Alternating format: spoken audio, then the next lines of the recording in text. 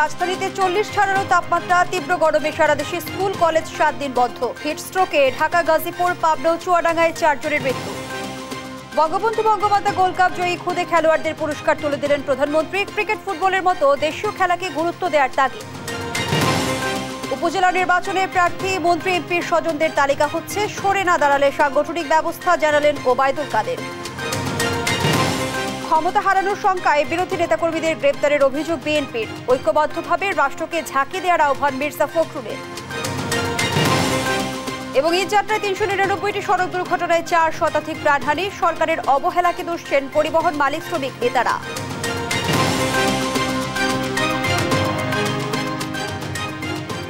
সংবাদপ্রাতে দেখছিলেন একেএস টিমটি বার সংবাদ শিরোনাম, সঙ্গে আছি আমি ফারনাজ জুই। এবারে বিস্তারিত। তীব্র খরতাপে পুড়ছে দেশ।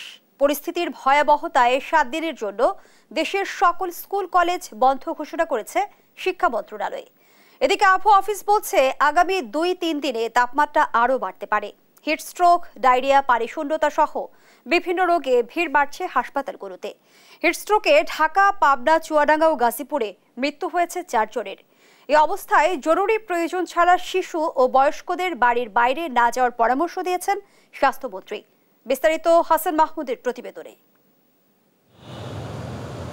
ভারতের পশ্চিমবঙ্গ ও বিহার সহ বিভিন্ন রাজ্যে সৃষ্ট তাপপ্রবাহের কারণে রাজধানী ঢাকা সহ দক্ষিণ পশ্চিমাঞ্চলে বেড়ে চলছে তাপমাত্রা। তীব্র গরমে হাঁসফাঁস অবস্থা সাধারণ মানুষের। শনিবার এ মৌসুমের সর্বোচ্চ তাপমাত্রা 42.6 ডিগ্রি রেকর্ড করা হয়েছে যশোরে। আবহাওয়া অধিদপ্তরের তথ্য অনুযায়ী এটি অতি তীব্র তাপপ্রবাহ। এদিন ঢাকায় তাপমাত্রা রেকর্ড করা হয়েছে 40.4 ডিগ্রি।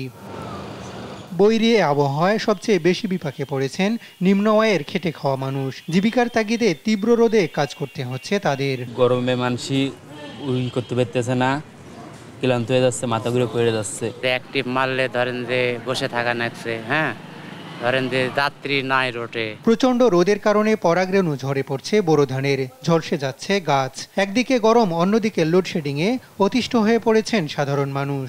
রোদের তাপ অনেক বেশি, এতে মানুষের শারীরিক সমস্যা অনেক। আমার কালকে তো মনে করেন যে জ্বর। রোদের তাপ বেশি জন্য মনে করেন ঠান্ডা হাওয়া খাইতেছি, রোদের ভিতরে মনে করেন আমরা কাজ করতে যাইতে পারি না। আগামী কয়েকদিনে দেশের তাপমাত্রা আরো বাড়তে পারে বলে সতর্ক করেছে আবহাওয়া বিভাগ। সারা দেশে 3 দিনের হিট অ্যালার্ট জারি করেছে আবহাওয়া অধিদপ্তর। যদি বেশিরভাগ জায়গায় থাকে, বাংলাদেশে বেশিরভাগ জায়গায় তাপপ্রবাহ, আমার সেটা শুধু মৃদু না, মাঝারিও না, তীব্র হয়ে গেছে। যদি 42-এর বেশি উঠে সেটাকে আমরা অতি তীব্র বলবো, তখন সেটা আরো ডেঞ্জার পর্যায়ে চলে যাবে। এখন আমি যদি দেখি যে সামনের 2 দিন 3 দিন মোটামুটি এই অবস্থা থাকতে পারে, তো আমি একটা ওয়ার্নিং ইস্যু আমাকে করতে হয়। তীব্র গরমে সারা দেশের হাসপাতালে বাড়ছে হিট স্ট্রোক, ডায়রিয়া, পানিশূন্যতা সহ বিভিন্ন রোগীর সংখ্যা। এ অবস্থায় শিশু ও বয়স্কদের খুব প্রয়োজন ছাড়া বাড়ির বাহিরে না যাওয়ার আহ্বান জানিয়েছেন স্বাস্থ্যমন্ত্রী।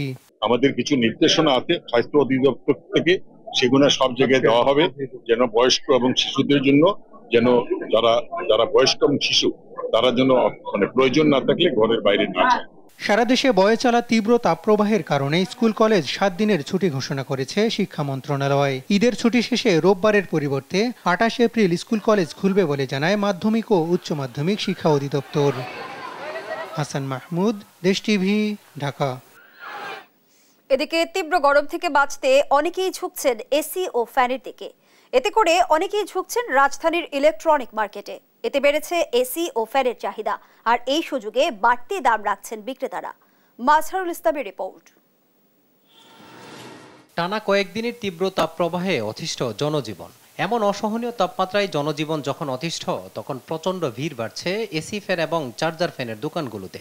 বিক্রেতারা বলছেন, স্বাভাবিক সময়ের তুলনায় বেড়েছে বিক্রি।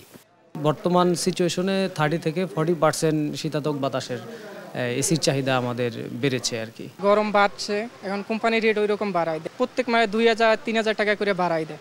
চাহিদা তো প্রচুর বাড়ছে, চাহিদা অনুপাতে কাস্টমারদেরকে দিতে পারতেছি না, কোম্পানির কাছে প্রোডাক্ট নেই। প্রত্যেক প্রোডাক্টেরই আপনার 300-400 করে দাম বাড়ছে, বিশেষ করে চার্জার ফ্যান যেগুলা, এগুলাতে। অভিযোগ আছে চাহিদা বৃদ্ধির সাথে সাথে দাম বাড়িয়েছে কোম্পানিগুলো, যার ফলে বিপাকে পড়েছেন ক্রেতারা। মান বেঁধে চার্জার ফ্যানের দাম বেড়েছে 500 থেকে 2000 টাকা পর্যন্ত। অনেক লোডশেডিং হচ্ছে আর গরমে থাকা যাচ্ছে না, তাই চার্জার ফ্যান নিতে আসছি, কিন্তু এসে দেখতেছি অনেক দাম, কম্পারেটিভলি অনেক দাম। তো এখন দেখি কিনতে পারি কিনা। এসি কিনতে আনছিলাম এবং দেখলাম যে দাম প্রাইসটা অনেক বেশি। যার জন্য এই মুহূর্তে এটা নেওয়া সম্ভব না। অনেক দোকান ঘুরে দেখলাম, একটু তুলনামূলকভাবে বেশি মনে হচ্ছে আর কি। রাজধানীর বাহিরে তাপমাত্রা বৃদ্ধি এবং ঘন ঘন লোডশেডিং হওয়ায় বিপাকে পড়েছেন মানুষজন। এমন অবস্থায় স্বস্তির বৃষ্টির আশায় আছেন সবাই। মাজহারুল ইসলাম, দেশ টিভি, ঢাকা। প্রচণ্ড গরমে অতিষ্ঠ সারা দেশ। এ অবস্থায় জনমানুষ স্বস্তি খোঁজার চেষ্টা করছেন ফুটপাতে শরবতে। তবে অস্বাস্থ্যকর পরিবেশে তৈরি সহজলভ্য এসব শরবত সৃষ্টি করছে মারাত্মক স্বাস্থ্য ঝুঁকি। বিশেষজ্ঞরা বলছেন, এসব শরবত গরম থেকে সাময়িক স্বস্তি দিলেও এতে রয়েছে নানা রোগে আক্রান্ত হওয়ার শঙ্কা। বিস্তারিত শাহিদুজ্জামান সাকিবের প্রতিবেদনে। কাঠফাটা রোদ আর তীব্র গরমে স্বস্তির জন্য ঠান্ডা শরবতের জুড়ি নেই। তবে ফুটপাতে বিক্রি হওয়া এসব সহজলভ্য শরবত স্বাস্থ্যের জন্য কতটা ক্ষতিকর সে বিষয়ে উদাসীন সাধারণ মানুষ।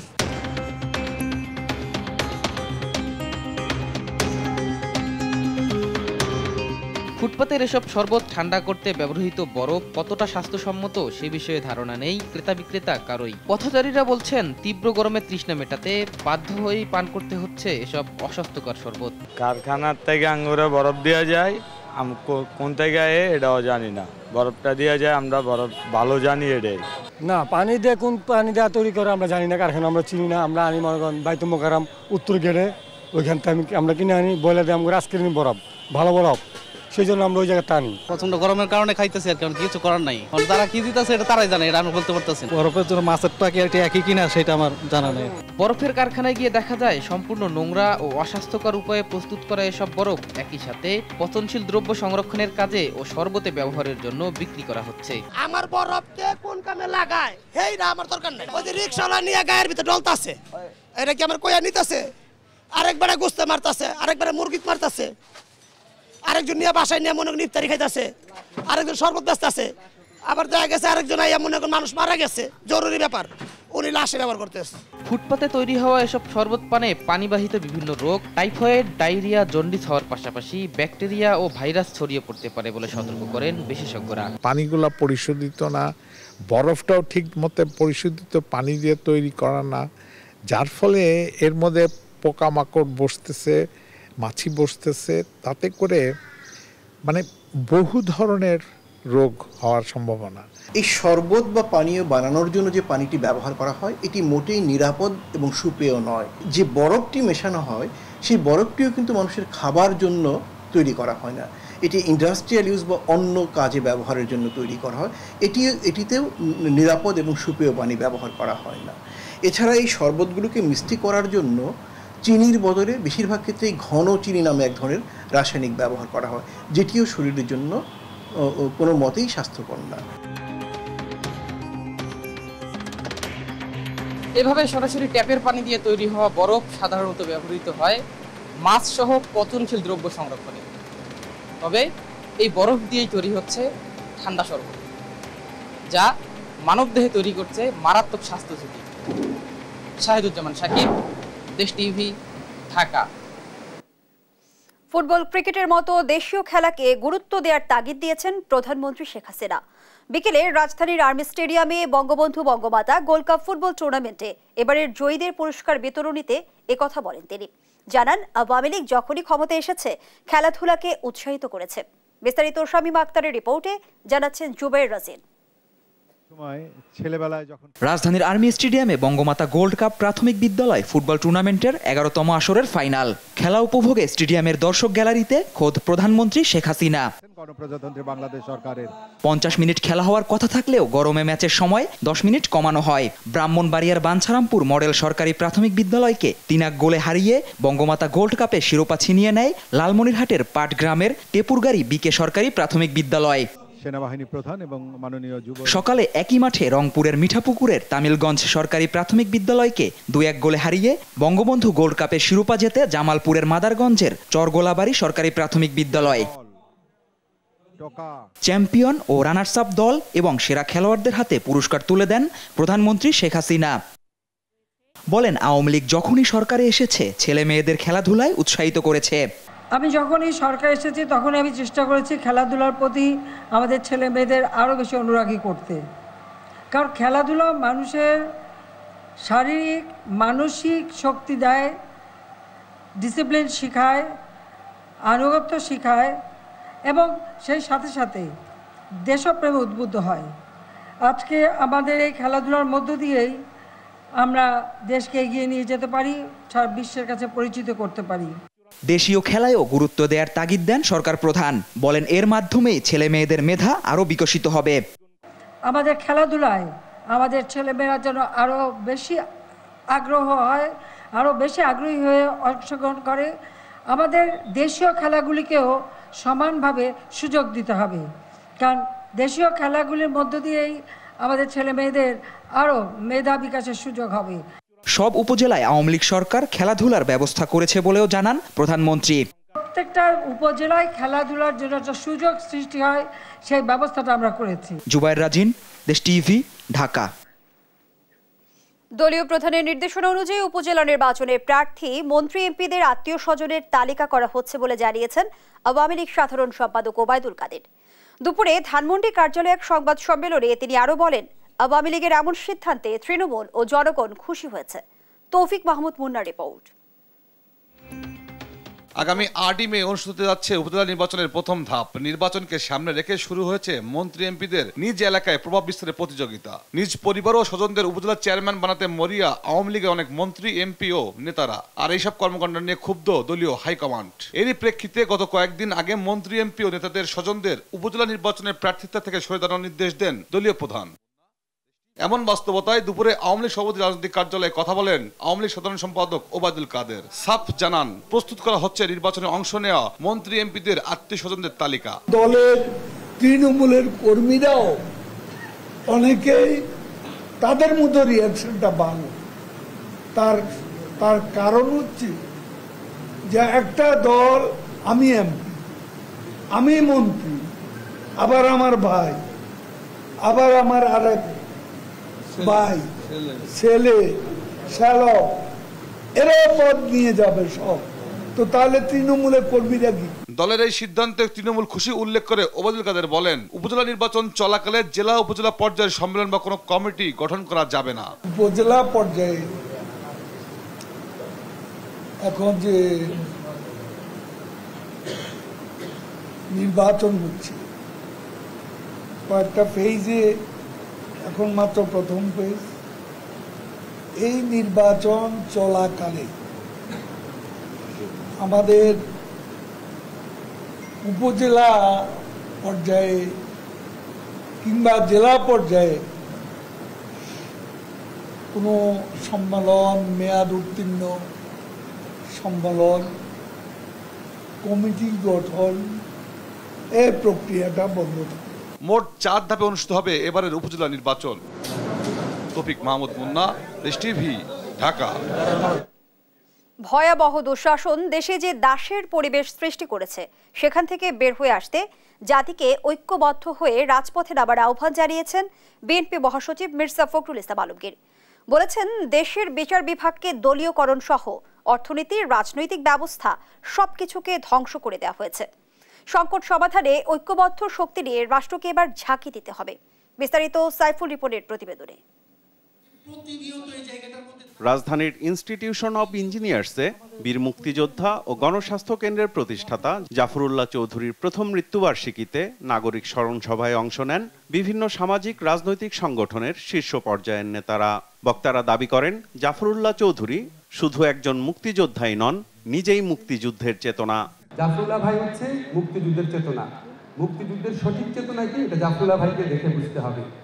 উনি শুধু 71 মুক্তিযুদ্ধ করে থেমে যায় নাই, ওনার মুক্তিযুদ্ধ জীবনের শেষ দিন পর্যন্ত ছিল। মানুষের মধ্যে সমতা, ন্যায়পরণতা সৃষ্টি করার জন্য যে বাংলাদেশ সৃষ্টি হয়েছে, সেখানে আজকে যে হতাশা, নিরাশা, অনেকের মধ্যে হাল ছেড়ে দেওয়ার মানসিকতা সৃষ্টি হয়েছে, আজকে আমাদের জাফরবাদ খুব প্রয়োজন ছিল আমাদের। বেঁচে থাকলে জাফরুল্লাহ চৌধুরী ভারতের বাংলাদেশ বিরোধী তৎপরতার প্রতিবাদ করতেন বলেও দাবি করেন বক্তারা। বাস্তবে ভারত আজকে বাংলাদেশ সহ অধিকাংশ দেশকে একটা প্রবল বৈরী প্রতিপক্ষতার জায়গায় আজকে তারা নিয়ে গেছেন। খুবই দুর্ভাগ্যজনক, বর্তমান সরকারের সাথে যখন হিন্দুত্ববাদী মোদী সরকারের যে অশুভ আঁতাত, যে আঁতাতে বাংলাদেশ কার্যত একভাবে এক ধরনের দখলদারিত্বে এখন পর্যবেসিত হয়েছে। আজকে বাংলাদেশকে যদি আগাতে হয়, কার্যকর কৌশলী চিন্তারও একটি জোয়ার দরকার এবং সর্বোপরি একটা পবিত্র রাগের জোয়ার দরকার। অভ্যস্ত হয়ে গেছে আমরা খুব সহজে, এই চলছে, এটাই চলবে। এইখানে আসলে আজকে রেগে যাওয়ার সময় হয়েছে। বিএনপি মহাসচিব মির্জা ফখরুল ইসলাম আলমগীর বলেন, জাফরুল্লাহ চৌধুরীর অপূর্ণ আকাঙ্ক্ষাকে বাস্তবে রূপ দিতে ঐক্যবদ্ধ হয়ে রাজপথে নামতে হবে পুরো জাতিকে। কে কি বললো সে দেখার দরকার নেই, আসুন আমরা সবাই ঐক্যবদ্ধ হয়ে আজকে এই ভয়াবহ দুঃশাসন যে আমাদের সমস্ত ভালো অর্জনগুলোকে কেড়ে নিয়েছে, আমাদেরকে পঙ্গু করে ফেলছে প্রতি মুহূর্তে, আমাদেরকে পুরোপুরি একটা দাসানো দাসে পরিণত করছে। সেইখান থেকে বেরিয়ে আসতে হবে, আমাদেরকে ঐক্যবদ্ধ হতে হবে, এর কোনো বিকল্প নেই। দেশে অবলীলায় গুম খুনের ঘটনা ঘটলেও সরকার মিথ্যাচার করছে বলেও অভিযোগ করেন মির্জা ফখরুল ইসলাম আলমগীর। অবলীলায় এখানে আপনার হত্যা করা হয়। সাইফুল রিপন, দেশ টিভি, ঢাকা। সংবাদ রাতে আরো থাকছে। সময় বাড়িয়েও হজ কোটা পূরণ করতে পারেনি বাংলাদেশ, অনিয়মে জড়িত এজেন্সির বিরুদ্ধে কঠোর ব্যবস্থা নেওয়ার হুঁশিয়ারি ধর্মমন্ত্রী।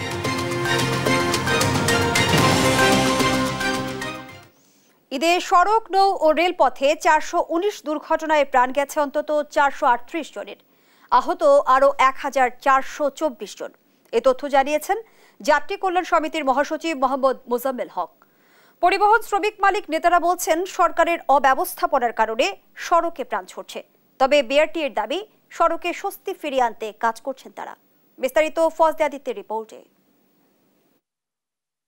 সড়কে প্রতিনিয়ত ঘটছে দুর্ঘটনা, প্রতিদিনই বাড়ছে মৃত্যুর মিছিল। যাত্রী কল্যাণ সমিতি বলছে, এবার ঈদুল ফিতরে সারা দেশে সড়ক, নৌ ও রেলপথে 419 দুর্ঘটনায় নিহত হয়েছেন 438 জন, আর আহত হয়েছেন 1424 জন। এবারের ঈদে সরকারের বিভিন্ন নিয়ন্ত্রক সংস্থা ও আইন শৃঙ্খলা রক্ষাকারী বাহিনী মাঠে থাকলেও পথে পথে যাত্রী হয়রানি, অতিরিক্ত ভাড়া আদায়ের নৈরাজ্য এবং সড়ক দুর্ঘটনায় প্রাণহানি বেপরোয়াভাবে বেড়েছে। 407 জন নিহত হয়েছে, 1398 জন আহত হয়েছে।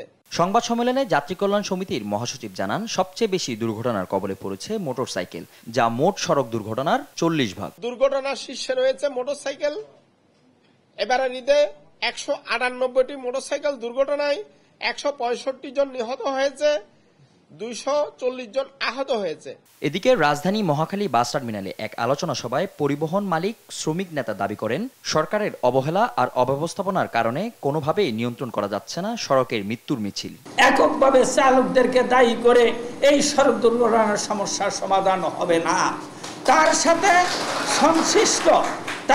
সংশ্লিষ্ট যারা আছে সকলকে রুলস এন্ড হাইওয়েজে আইনে বলা আছে, রাস্তা থেকে 10 মিটারের মধ্যে কোনো দোকানপাট, মার্কেট, বাড়িঘর করতে পারবে না। সেই আইন আদৌ বাস্তবায়িত হয় নাই। বিআরটিতে তারা আচার আচরণ এত খারাপ যে আমাদের শ্রমিকরা এই লাইসেন্স করতে গেলে অনেক হয়রানির শিকার হয়। আমি আশা করি যে আমরা যে ভালো কাজ করি, আমরা বিনিময়ে কি চাই, আমাদের জন্য সেই সম্মানটা আমাদের শ্রমিক পায়। তবে বিআরটিএর চেয়ারম্যানের দাবি, সড়কে স্বস্তি ফেরাতে কাজ করছেন তারা। সচেতনতা না বাড়ালে দুর্ঘটনা কমানো সম্ভব না বলেও মত তাদের। রোড অ্যাক্সিডেন্টের জন্য কারা কারা দায়ী এটা আমরা জানি, শুধু চালক এখানে দায়ী আমরা কোনোদিনই মনে করি না। এটা মাননীয় প্রধানমন্ত্রীও কিন্তু বলেছেন, গাড়ি পরিচালনা ছাড়া অন্য কোনো পারপাসে ইউজ করা এটা বেআইনি। এই যে খড় শুকানো, পাটকড়ি শুকানো, পাট শুকানো, ধান শুকানো, এগুলো থেকে শুরু করে যত রকম রোডে অন্য কাজ কেউ যদি নিয়ে আসে তাহলে সেটা সম্পূর্ণ বেআইনি। এটাও কিন্তু মুক্ত রাখার দায়িত্ব আমাদের সকলের। সড়কে প্রাণহানি কমাতে সকলকে একসাথে কাজ করার আহ্বান জানান বিআরটিএর চেয়ারম্যান। ফজলে আদিত্য, দেশ টিভি, ঢাকা। রাজধানীর হযরত শাহজালাল আন্তর্জাতিক বিমানবন্দর এলাকায় বেপরোয়া গতির বাস চাপায় সিভিল এভিয়েশনের প্রকৌশলী বৈদুল ইসলাম নিহত হওয়ার ঘটনায় চালক মোহাম্মদ হাসান মাহমুদ হিমেলকে গ্রেপ্তার করেছে র্যাব-1। র্যাব জানায়, ফিটনেসবিহীন গাড়ি রাস্তায় চললে ব্যবস্থা নেওয়া হবে।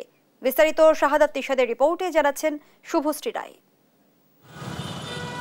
শুক্রবার সকাল 10টা হঠাৎ রাজধানীর হযরত শাহজালাল আন্তর্জাতিক বিমানবন্দরে তৃতীয় টার্মিনালে নিরাপত্তা প্রাচীর ভেঙে রায়দা পরিবহনের একটি বাস ঢুকে যায়। এ সময় রাস্তা দিয়ে মোটরসাইকেল চালিয়ে যাচ্ছিলেন সিভিল এভিয়েশনের জ্যেষ্ঠ উপসহকারী প্রকৌশল মইদুল ইসলাম। নিয়ন্ত্রণ হারিয়ে বাসটি মোটরসাইকেল সহ তাকে ছেঁচড়িয়ে নিয়ে যায়। এতে ঘটনাস্থলে বাসের চাপায় পিষ্ট হয়ে মারা যান তিনি।